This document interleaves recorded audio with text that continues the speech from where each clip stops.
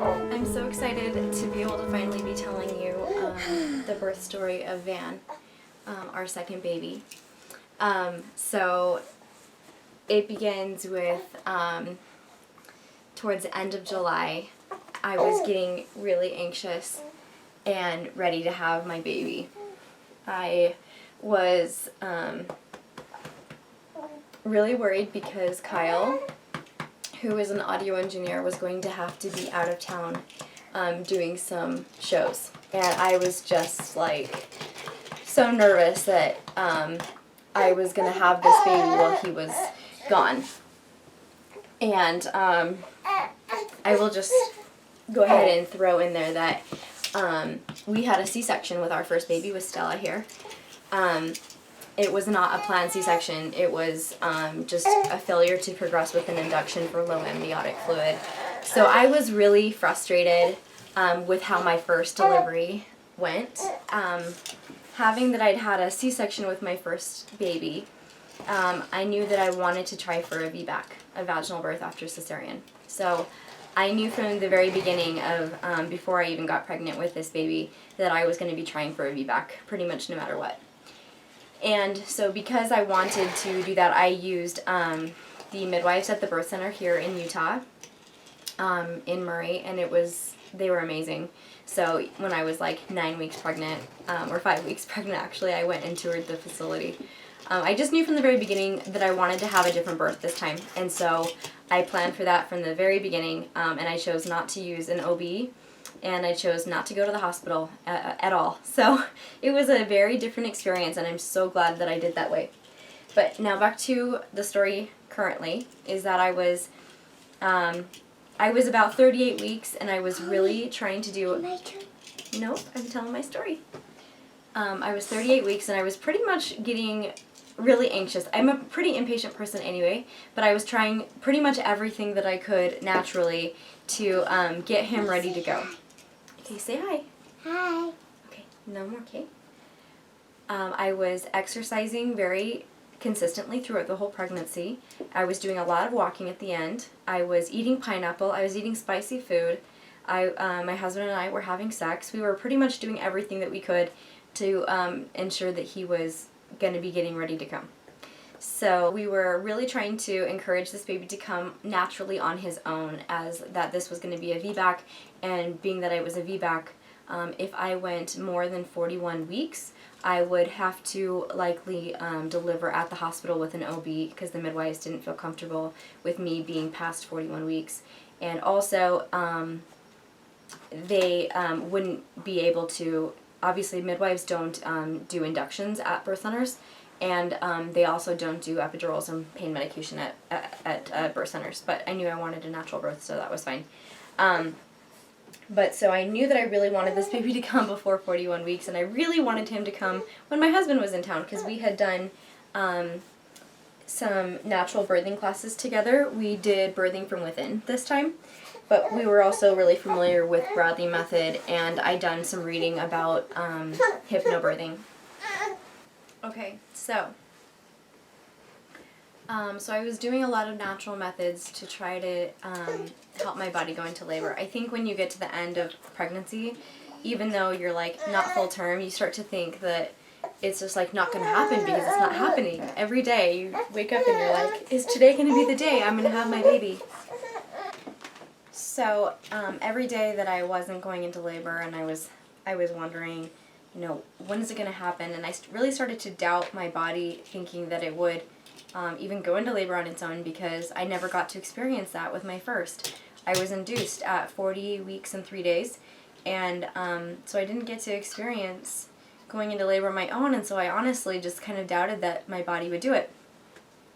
But, you know, I just kind of kept trusting. I kept trying to have faith, and when I was pregnant with Stella, I think like the day before my due date or something, my mom was coming into town, and I really wanted to have the baby when she was coming into town, so I tried castor oil with her, and totally had diarrhea and some Braxton Hicks that lasted all evening, and they stopped when I went to bed, and I didn't go into labor, and I ended up being induced. So I really was very wary about using castor oil for this baby. But finally, on the day that I was 39 weeks pregnant, I woke up, had a normal day. I was so excited that I had, hit 39 weeks and was getting just 1 week closer to my due date, and I went to the gym with my daughter. I took her to the gym daycare. I lifted shoulders that day. I had a lot of energy. I felt really good. And I came home and we went to Costco together. We did the grocery shopping. We bought a couple of pineapples because I was thinking, I heard that pineapple can help you go into labor or something like that. So I was eating a whole bunch of pineapple. And then the evening came, and Kyle got home from work, and we were just kind of talking, and I was like, it'd be so nice to have the baby like in the next couple of days before you go out of town, because it was a Monday. This day was a Monday, and he was going to be going out of town on Friday, and he was going to be gone for 4 or 5 days. So I really wanted to have this baby soon so that he could be home for a couple of days after he'd been born and then leave again. So we kind of were just like joking, and I was like, maybe I should try castor oil, and he was all like, yeah, if you want to. So I went downstairs and found the castor oil, and there was only a little bit left from being used for other reasons, I guess. And so I put it into a smoothie. I was like, I don't really feel like just chugging this, so I mixed it up with like some frozen blueberries and some ice and that kind of stuff, just to kind of try to make it taste a little bit better. I think some banana, and drank just. I read the recommended amount, which was like 2 tablespoons. I didn't even have that much. I had like 1.5 tablespoons. So, yes, Dolly. Okay, you can play toys. Go in your room, okay? Okay. So I took the 1.5 tablespoons of castor oil, and within 30 or 45 minutes, I was having diarrhea, and was like, oh gosh, like maybe this was a totally bad idea to do this. So I was just kind of, I was really hesitant that it was going to work. I mean, I honestly did not think it was going to work. And then especially after I was like having diarrhea, I was like, what did I do? So anyway, and then sure enough, after, I can't remember exactly what time I started having some Braxton Hicks, but probably within the hour after of having diarrhea, then I started to have some Braxton Hicks. And I was already really prone to having a lot of Braxton Hicks anyway. So at first I was like, not surprised at all, but I made sure I was really well hydrated, because taking castor oil can make you dehydrated because you're having diarrhea. And so I was like sipping on some coconut water and some Pedialyte, and just making sure I was well hydrated, drinking water, so that wouldn't cause an issue, because that can be really kind of dangerous when women are kind of dehydrated anyway because they're so pregnant, and then they take castor oil and they get more dehydrated. So I was just really making sure that I was well hydrated. And just kind of hanging out. The diarrhea pretty much stopped and went away for the most part. And I was just kind of walking around the house, having some Braxton Hicks, and trying to pretend or wish that they were real, but they weren't. They were not painful at all. They were just kind of coming and going really frequently, though. And so I was like, using the yoga ball. I was doing, some cat-cow poses, really trying to encourage the baby to bring his back towards the front so that he'd be in an anterior position. And I was, just kind of like doing some stretches and just kind of sitting on the ball and just kind of bouncing and just kind of really encouraging him to come. So I was having all of these Braxton Hicks, and my husband and I were home and just kind of like, oh, none of them hurt, like none of them, this does not feel like real labor. So they're just Braxton Hicks, but they're just kind of coming like all the time. So even by like 7 o'clock that evening, we had a friend come over, we were talking, I told him I was having all these Braxton Hicks, and but that, I didn't think that it was real labor or anything like that. And so, and then Kyle and I just watched TV, and we got Stella in bed, we watched TV for a little while that evening, and I kept having the contractions the whole time, just probably like every 2 minutes, but they didn't hurt, and I really didn't think anything of them. And then towards later that evening, like 10 p.m., I started to think, wow, like these are really, like they're not going away. This is kind of weird. So I was it was getting later, and I was like, okay, Kyle, I think I'm gonna go ahead and try to go to bed and see if the Braxton Hicks go away, because that's like that's the telltale sign if they're if it's true labor or if it's not true labor. When you go to bed, they will go away, or vice versa. Like if you're having a lot of contractions and when you're laying down and you get up and start moving, then they'll go away. So I knew I needed to change what I was doing, so I was like, I'm gonna go and lay down and go to bed, and if they go away, then I'll know that this is not real. And I went upstairs and laid in bed. It was probably like 10:30, and all of a sudden I had like a really long one, and it didn't hurt, but I was just like shocked at how long it was. It lasted probably like almost 5 minutes, and I was like, what is happening? I've never had anything like this before. And then I started to think, oh crap, I should not have taken the castor oil. This was a terrible idea. I hope I don't cause any problems by doing this. And so I got out of bed, actually, went down, and I told Kyle, and I said, I can't believe I just had this really long contraction. It's still going. And I was like timing it and everything, and I was just kind of concerned, and I was like, and I was like, they don't hurt, Kyle, but they don't feel like good. They're kind of like a little bit like, they're tight and they're uncomfortable, but they didn't hurt. Anyway, so I was like, okay, I'm going to try to go back to bed. So I went back and I laid down, and the contractions kept coming, and they were actually like kind of uncomfortable at that point, but not so bad that I couldn't lay down and get pretty comfortable and go to sleep. So I laid down at about 11:30, and I even actually texted my birth photographer, and I just said, hey, just so you know, I took castor oil tonight. I don't know what's going to happen. I don't think I'm in labor now, but I'll let you know if anything happens, just a heads up. At that point, I didn't even bother telling the midwives, and around that same time, I was thinking to myself that I probably shouldn't have taken the castor oil because I've had a C-section in the past, and that could be kind of a risk because it's a form of induction, really, and that's not safe when you've had a previous C-section. So, and I realized that, and I had taken it hours ago, and I just was like, oh no, what did I do? And I was having kind of like a little mini panic attack about the fact that I shouldn't have taken it, and if the midwives find out, they're going to be really upset with me. But more than anything, I was just praying and hoping that nothing went wrong and everything would be fine and he would be healthy and I didn't cause any damage by taking some castor oil. So anyway, I laid down and I went to bed at 11:30, and I was able to fall asleep. And the contractions kept coming. Again, like, they were not painful, but they were getting tighter, and some of them even woke me up, and I would like wake up briefly and be like, oh wow, that was a good one, and I'd fall back asleep. But they were not painful at all at that point. So so they kind of just kept going. So from 11:30 until about 2 o'clock. So I woke up at 2 o'clock with a contraction, and I was like, these are not stopping. What is wrong? And at that point I was like, crap, I just gave myself a terrible case of Braxton Hicks contractions from taking castor oil. I'm such an idiot. Why did I take this?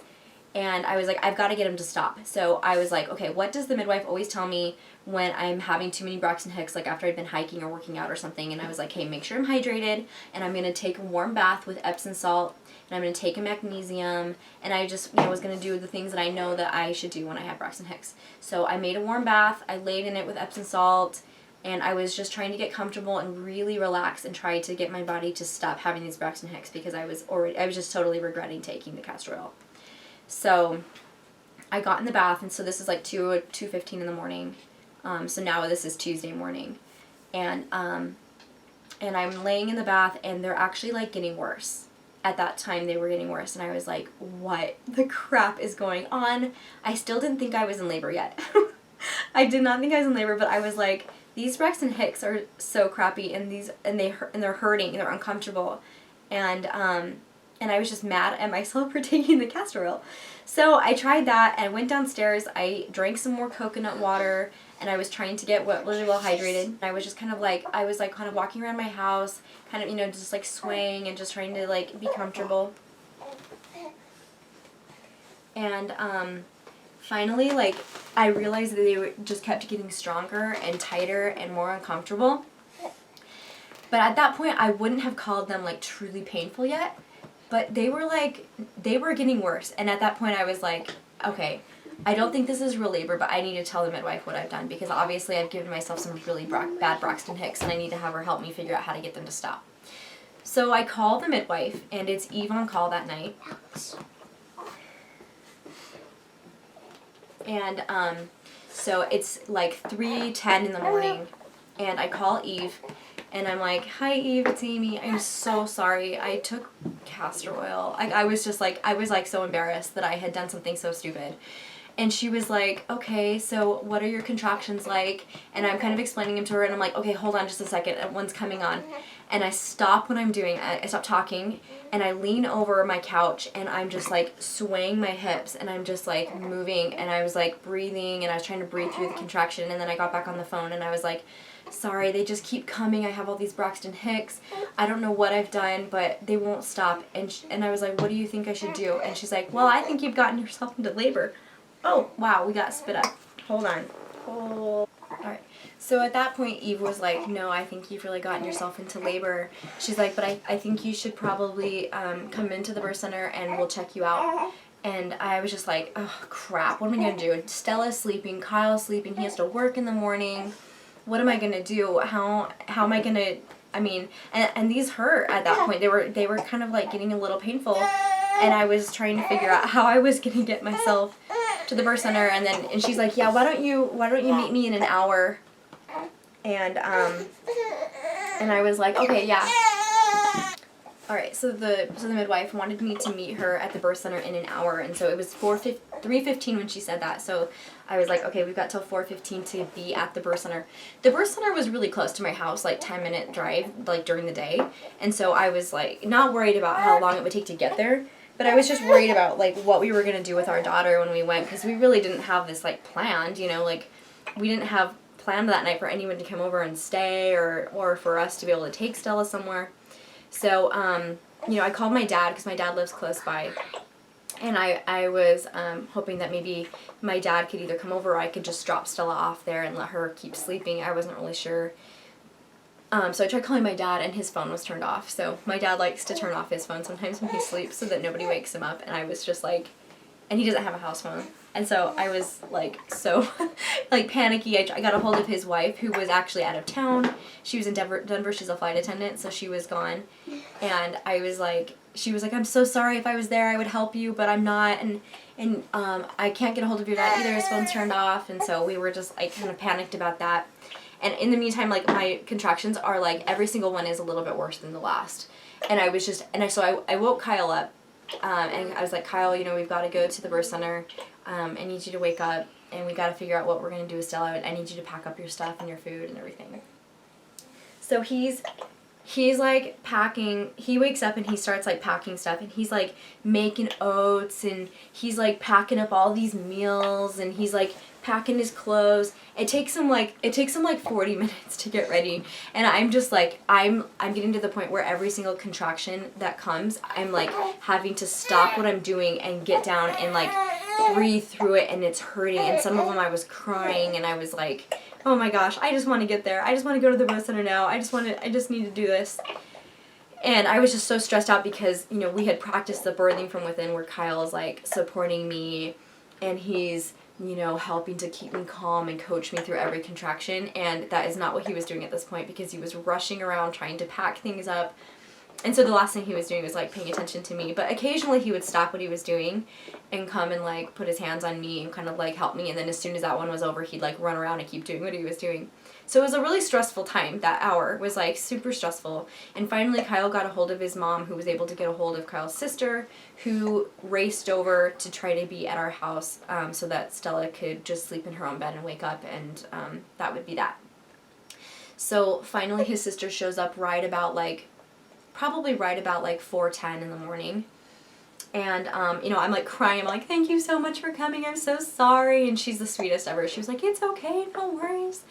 And so she comes in, and we go running out, and we get in the car, and like, I mean, every contraction that I have at that point is like death. Like, I mean, they just are like, they're stopping me what I'm doing, and I'm like, I'm just struggling to cope with them at that point. And I think in my mind, before I went to labor, I thought that I would just do so good at like calming myself down through every contraction and just breathing and just letting it happen.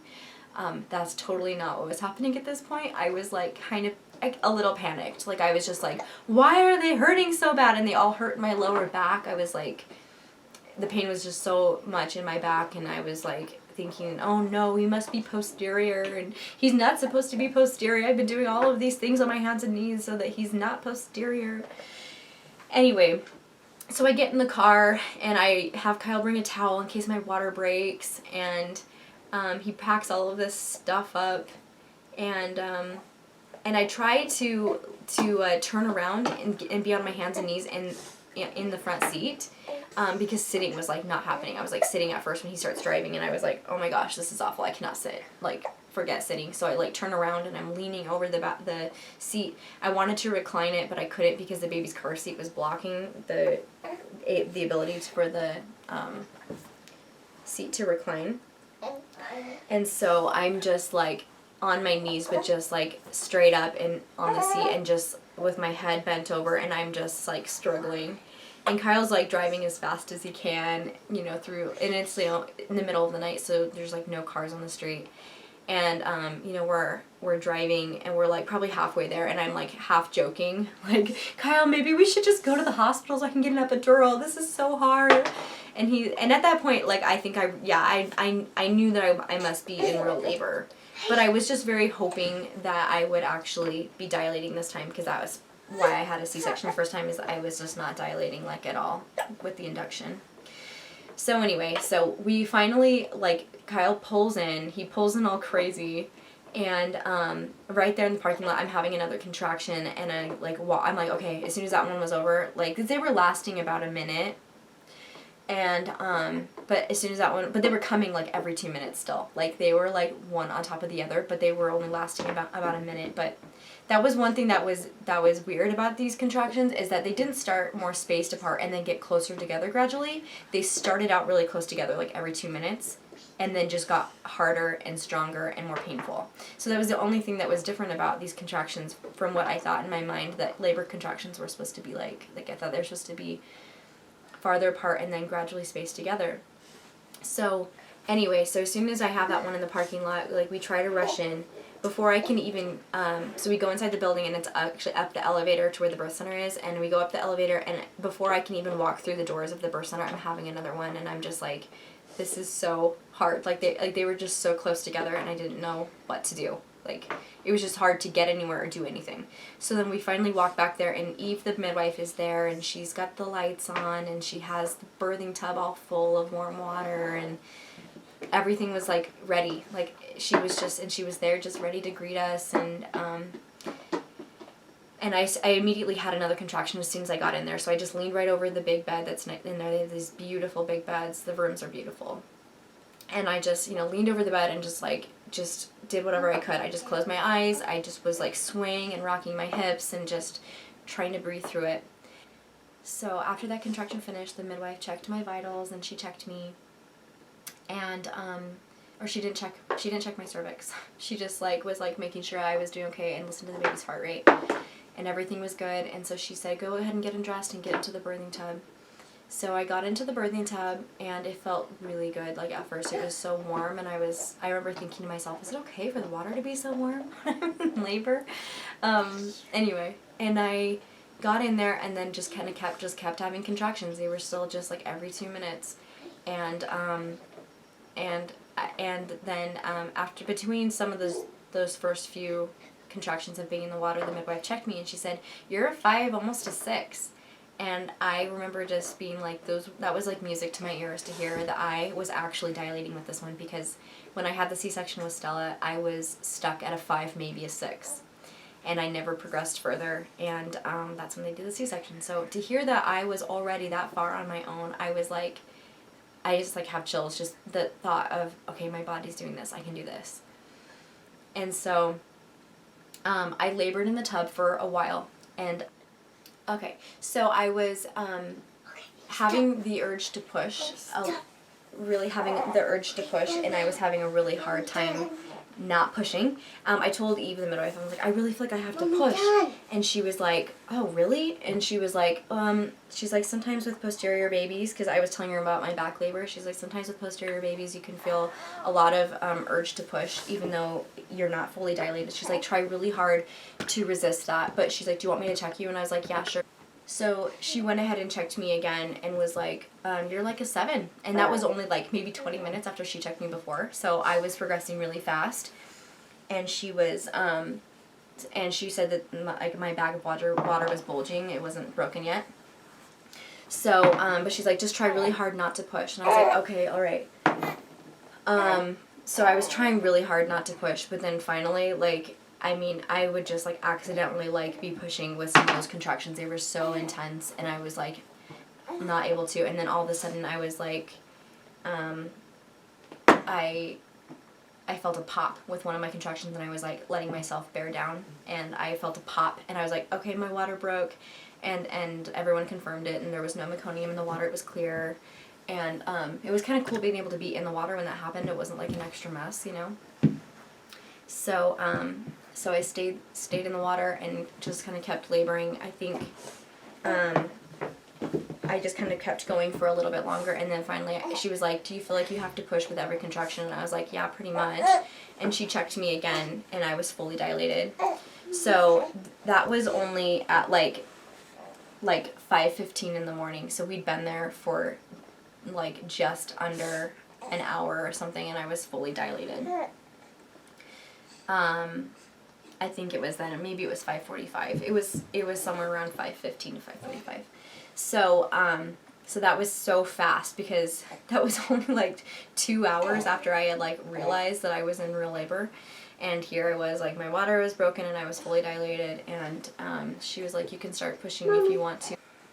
So I just wanted to talk a little bit about how getting through my contractions.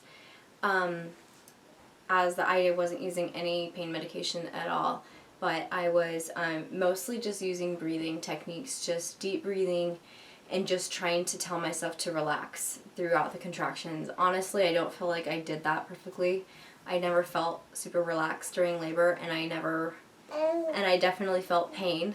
And so, you know, there's some theories that you can have a pain-free birth or you know, really minimize the amount of pain. But honestly, I think it's just knowing that you're making progress and knowing that the end is really near. That made, for me, it was very easy to not say, oh, I wish I had an epidural right now, because I knew how close I was. I knew that my body was making progress, and that it was doing it all on its own. I didn't need help. And I thought, hey, I can get through any amount of pain for a short period of time. And I did. It was definitely the worst pain of my whole life. Towards that, like, you know, towards the second half of dilating from a 5 to a 10, definitely the worst pain of my life. And pushing was like a totally different kind of pain. But it was definitely still painful and a lot of pressure. But it was a different kind of pain, totally different from the dilating pain. The dilating pain literally feels like your body's just like doing some crazy thing on its own. And pushing feels like you've literally got a baby in between your hips, and your hips are not even in the right place, and then like them actually coming out is painful because your skin is stretching so much. But other than that, I just really focused on deep breathing and just remembered that the end goal was so close. So that was how I got through this natural birth. So when the midwife had decided that I was fully dilated, she actually asked me to get out of the tub, and looking back, I think she probably did it because she knew I had taken castor oil, and probably didn't want me to like poop while I was pushing him out. So that's awesome. But she didn't say that, and but I was ready to get out of the tub anyway, because to be honest, it was starting to not feel that good anymore. The water wasn't as warm, and I was just kind of like, nothing really felt good, so I was totally willing to just get out and try something else. And so we first were going to try me getting on the bed. Very first we tried the birthing stool, and I sat down on it, and I think she probably thought I was just gonna like sit on the birthing stool and push him right out, and that was gonna be the end of it. She had everything ready. She had chucks all underneath, and she was just sitting there on the floor in front of me, and I was sitting on the birthing stool, and Kyle was sitting right behind me with his arms around me. He was sitting on the bed. And I did a few pushes, and it was really hard. It was really, really hard to push. And I mean, I just felt like I was like pushing really hard, and like nothing was like moving or anything. And she even said, you know, I think that maybe he's not really moving down with the pushes right now. She was like telling me to like push harder, and then she told me that maybe I should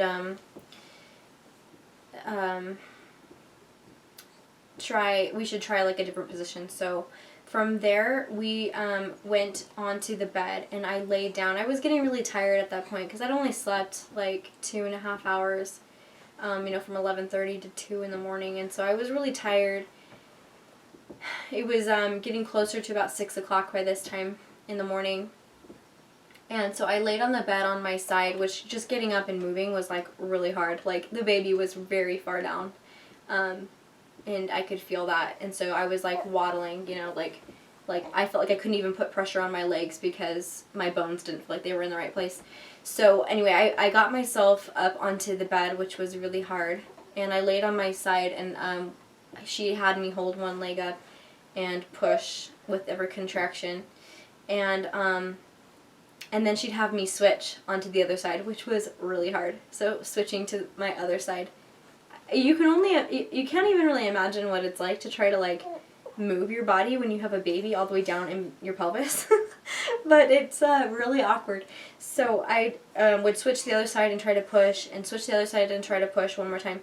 And it really just, I was really uncomfortable, and she also didn't really feel like I was making that great of progress. So we stood up, and I briefly asked about this like hanging aerial type like fabric hanging from the ceiling, and she had me like hook it underneath my arms, and then I could like hang from it and like kind of squat down. So I tried that for a minute, and I realized really quickly like that was like, it was just so hard. Like I didn't feel like I could put any pressure on my legs, and it was like so heavy on my back and arms that I just didn't feel comfortable in that either. So I only spent like 1 or 2 contractions there.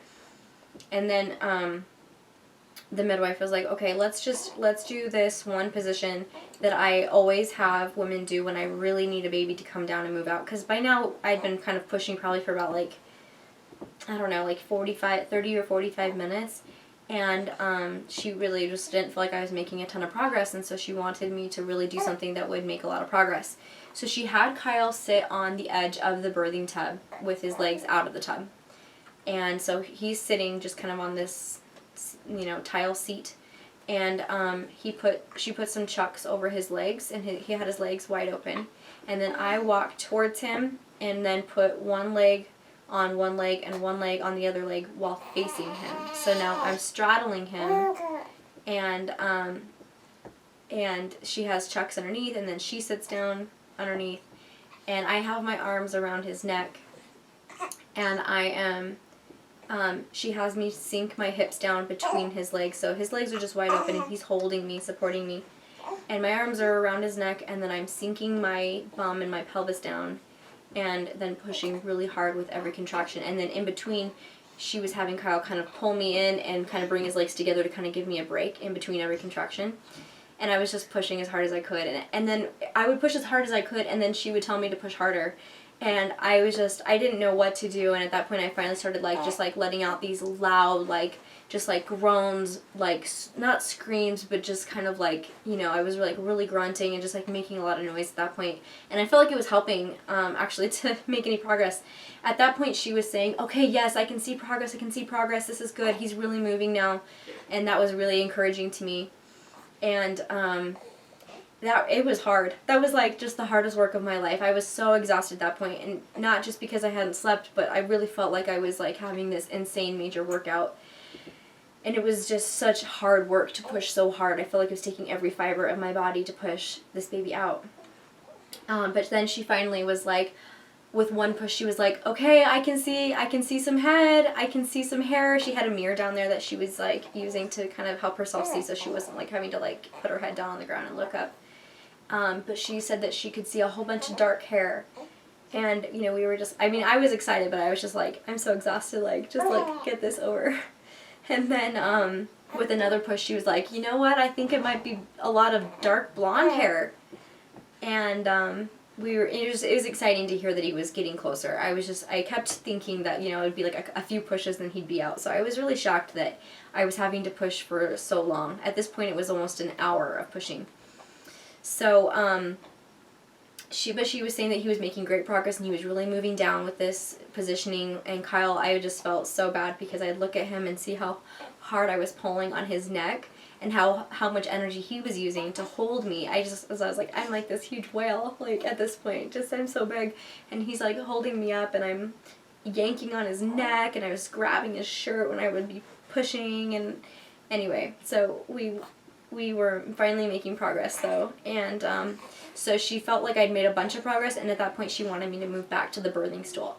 So we moved back to the birthing stool, and the birthing stool is really just like this U-shaped stool where it has handles on the side, and your legs go on the U, and then basically where it's open is where it's open. And so I was sitting there, and I just remember, like, when she wanted me to really push down and squeeze the handles of the birthing stool when I was pushing, and it really, like, hurt. My shoulders were so sore from working out that day before now, that I was just, like, so tired, and I was like, this really hurts. Okay, so I was sitting on the birthing stool, and I remember my arms being super sore, squeezing. Really, it just, no matter what position I was in, I felt like pushing was just really, really, really hard.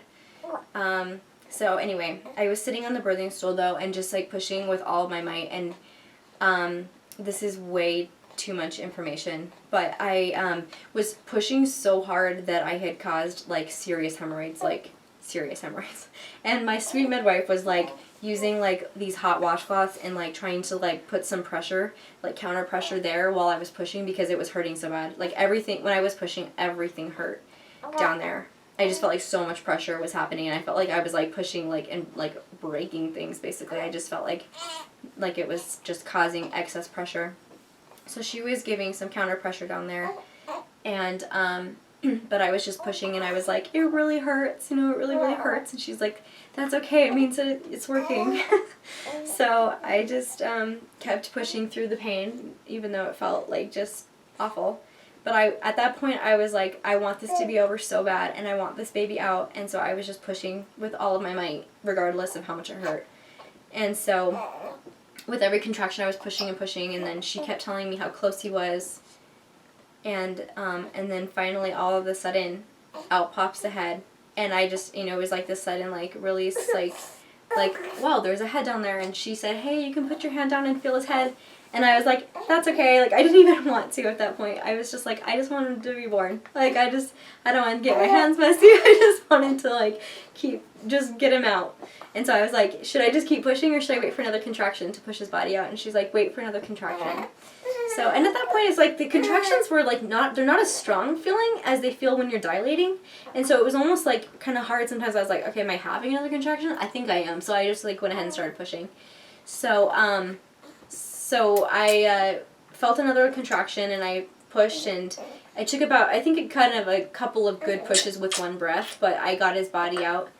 And she immediately brought him down to the chucks that she had laid out on the floor in towels, and started drying him off. And he wasn't like immediately just bursting out with a cry. He was just kind of like, he was breathing, but he was just like kind of whimpering. And so she had to suction him out a little bit, and then he started like breathing and crying, and then she handed him up to me, and I was still sitting on the birthing stool, and I held him, and Kyle's behind me, and you know, it was like this crazy magical moment where all of a sudden, like, I mean, like, I was so exhausted, but I was just like, this baby's in my arms, and he was still connected to inside of me. She hadn't cut the cord yet, and so I'm holding him with one arm, and she says, go ahead and, like, feel the cord. And I went and I felt the cord, and it was pulsating. But I remember that, like, my hands were so shaky just from everything happening that I almost, like, couldn't even tell that it was pulsating. But it was a really cool moment, and she didn't cut the cord for probably almost 10 minutes after he was born, just left everything intact, and we held him, and he was happy, and I mean, it was just this amazing moment, just knowing that I did it, knowing that I wanted a natural labor. I didn't want any drugs, and I didn't want a C-section, and here I was in a birth center with 0 drugs, 0 intervention. You know, she just Doppler on the outside every like 15 minutes, listening for the baby's heartbeat and through contractions and stuff, but never did any sort of other interventions. I didn't have an IV. I got to drink water the whole time, and it was just this amazing moment that, you know, here he was, and he's healthy, and everything was great. Yeah, so then she eventually cut the cord, and I moved up to the bed and just laid in bed while I delivered the placenta, which was, I mean, I had to push pretty hard to get the placenta out, which I was almost a little surprised. But at the same time, it's a good sized thing, it just doesn't have bones. So that was interesting. And I tore pretty bad, though, pushing him out, and so she had to stitch me up. And she waited a couple hours to do that. She really let us breastfeed and bond. Like, just, I did lots of skin to skin just right after that. Just as soon as I got to hold him, he was on me, and I breastfed him multiple times, and just, he was awake for hours after he was born, from 7:09 when he was born, until about 11, or yeah, probably till like 11 or 11:30, he was just wide awake, which was just crazy. He just was wide awake, just taking it all in, and we snuggled, and Kyle just laid in bed with us, and we were just this little family, like, getting to just snuggle and be together in this big bed, and they kept bringing me all these different things to eat, and different drinks, and just totally, like, waiting on me hand and foot. The girls at the birth center are amazing. And so I just kept snacking and eating and just kind of relaxing and just trying to take in everything that happened. And multiple times Kyle and I would turn and look at each other and be like, Kyle, we did it. Like I was just like, Kyle, like we did it. We did this natural labor and delivery. Like, we'd practice, and like, honestly, there was always like a little bit of doubt. Like, can I really do a natural birth? Because, you know, everyone always tells you it's like the worst pain of your life, and you're like, well, what will happen when you feel the worst pain of your life? But I was just so excited and proud that we did it together, and that he was there for me every step of the way. Like, I mean, he didn't even stop to eat his meals that he'd packed and everything. He just hung with me the whole time, and we were both exhausted, but we were both just like so in love and ecstatic that here was our perfect baby boy. And anyway, so that was really magical. It was amazing. And we only stayed at the birth center for 6 hours after he was born, and then we went home, and Stella came and met him right before we left, so that was really awesome too. Having her come and meet him there, and then being able to go home that same day, just, you know, 6 hours later, and be in my own home and have my own food and be in my own bed. And so, my dad took Stella so that we didn't have to have her there, and she went to the zoo and had an awesome day. And so really it was just like, I just got to take a nap and relax with my new baby, and it was an amazing experience. And I remember even thinking, like, later that day, you know, would I have another, like, natural birth? And I was like, absolutely. I would absolutely have another natural birth, like, no questions about it. Partially because I had such a fast labor. Like, really, from the time I knew I was in labor to the time the baby was born, it was like, I mean, I didn't even know I was in labor. So let's say I knew I was in I knew I was in labor when I talked to the midwife at 3:15 in the morning, and he was born at 7:09. So that's insane. But I was having, like, somewhat painful contractions at 2 in the morning, and he was born at 7:09. So I like to say it was about a 5-hour labor. So that's pretty incredible. And if I could have another fast labor like that, I absolutely would go drug-free. Anyway. But yeah, I'm just, like, so grateful for the birth center and how awesome they all were. And absolutely recommend having a drug-free birth, seriously. It's the less intervention, the better. And I learned the hard way with my first birth that that one intervention leads to another, and leads to another, and leads to another. And a lot of times you'll end up with the birth that you don't want because you agree to one intervention that you don't really need. So, and that's how I felt about being induced for that first one. So anyway, thanks you guys so much. And now I'm going to show you some of the pictures that my good friend, an amazing birth photographer, Ginger, took on Earthside Photography. So check out some of the pictures from the birth. Thank you.